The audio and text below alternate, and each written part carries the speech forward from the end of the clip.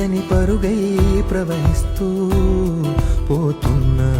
ఏం చూస్తూ ఉన్నానే వెతికానా ఏదైనా, ఊరికెనే చుట్టూ ఏవేవో కనిపిస్తూ ఉన్నా, కదలని ఓశిలనే అయినా త్రుటిలో కరిగే కలనే అయినా, ఏం తేడా ఉందట నువ్వెవరంటూ అడిగితే నన్నెవరైనా, ఇల్లాగే కడదాకా